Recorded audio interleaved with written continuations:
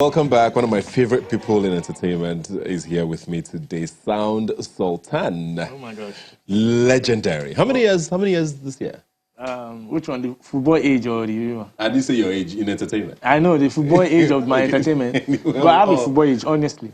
Is from the first release that people knew me. When I blew. You know, people they calculate from when you blow. Yeah. So it's 18 years. Before that, what was your other age? 24. So what were you doing then, before the blowing? You know, hustle. You know, hustle. Hustle. Hustle is the one I was doing. So you were just grinding? And... Yeah, I was grinding, you know, on the ground, doing my thing, following Babadi about, you know, as a backup singer. And, you know, just learning the ropes and just trying to, you know, gaining confidence. Because me, I was more of an introvert than I was just looking at, like, man, this music thing. And that time, you know, music never really showing itself saying, go blow us. Yeah. So we're just like, okay, let's you were just doing it anyway. Let's see where this takes us, you know.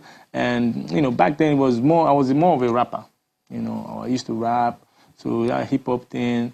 And I started converting myself into a singer, you know. So all that was the time I used to bud my, you know, not my muscle.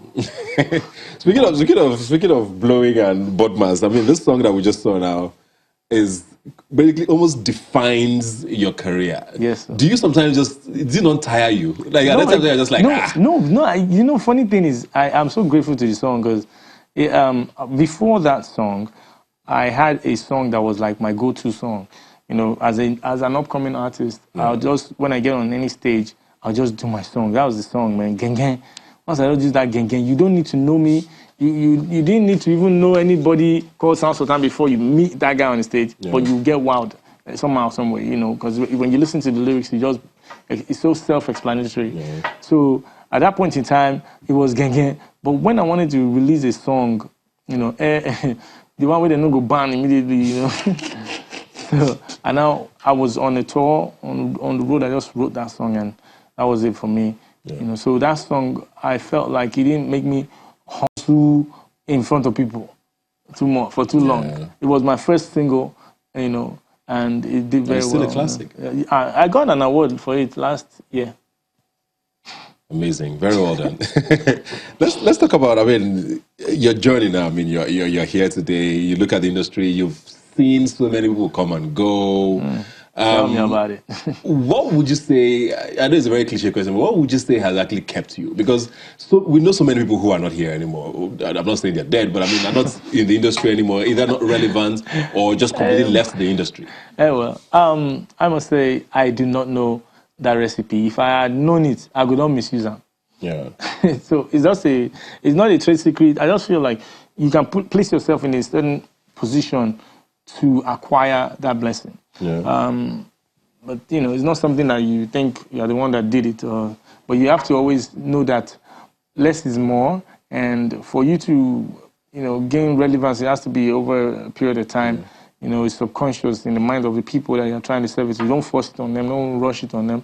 It's just something that you have to be tasteful with. Because I mean, you and Two-Face are, I don't know if in our heads, a lot of our heads, you guys are best friends. And you guys are one of the few who have actually continued to be consistent. So, I mean, if you guys are that close and are still, there must be something you guys are doing right. Yeah, well, we find ourselves interesting. You know, we share a lot of, you know, ideologies together. We are funny people. We love making ourselves laugh. Even when people don't know, you just DM me some kind of jokes that we can't even share. We just laugh. We do. So that's what keeps us, you know, going on together as friends. You know, and of course, as family men now, our families are our families. You know, so besides that, you know, I just feel like why our personalities attract each other is because, you know, I mean, I really appreciate people that are down to earth. And I feel like that kind of opens doors for you. When you see people grinding at the top of the game for a long time, if you look at them, you see that, you know, they have a pinch of humility somewhere.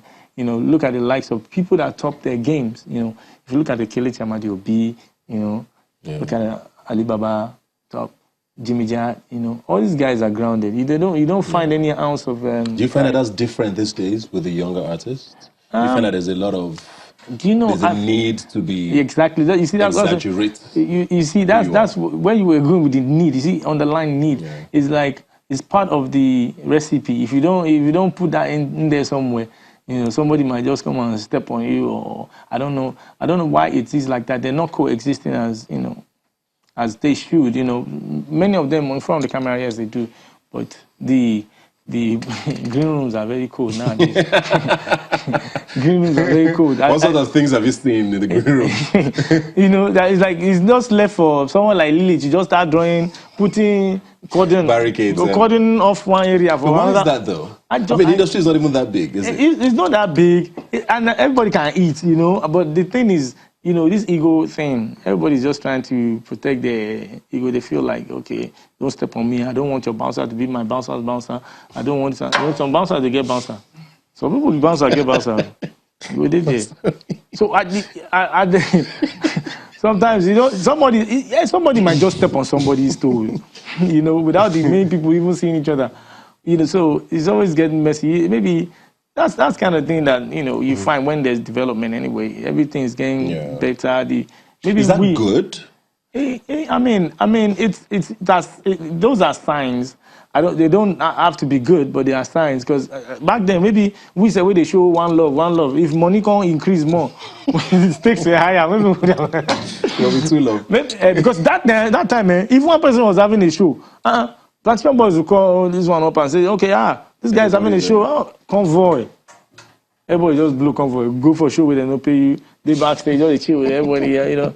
So back then the love was real and it was more, you know, closely knit. But now, like everybody's checking out who's the next guy to, you know, cut their check. Or, are you worried about the industry? Are you excited about it? I'm excited more than worried. You know, I'm excited because we have to be optimistic. You know, moving forward. I feel like this wasn't. I never knew it was going to be at that level, at this level, this fast. You know, because we're talking like it's a decade and a half. Yeah. You know, pretty much. And trust me, it's like Nigeria is the new. You know, I was thinking it was the new Jamaica, but it's now turning to the new America. The way it's going, you know, we're going about this music thing is going, spreading like wildfire. And I just feel like we just need to, what else? We need to just arrange our home first. Yeah. Because when they start seeing that, they will want to come here and see, they will just see our... So imagine, you understand? And then, can we really, like I wrote something, I said, can we walk the talk? Yeah. You know, at the end of the day, you know, there has to be some value that comes with, say, the big box. When we start knocking on the big box, people want to see the value that you're bringing. It's not just the song that, okay, you sang that song on the CD. How can you perform it live? Or what instruments do you play? Well, how well can you hold a tour? You know, so all those things have to be arranged. And when you look at the industry now, I mean, what do you think is probably the biggest issue you would want? I mean, I know we've talked a lot about the big labels coming in. I don't know if that's still an important thing. We've talked about distribution. We've talked about now even the artists not necessarily being united. I feel like the industry right now is on what do you call it? Self-control. I mean, autopilot. Yeah. And at that point in time, things are working out in the wrongest ways.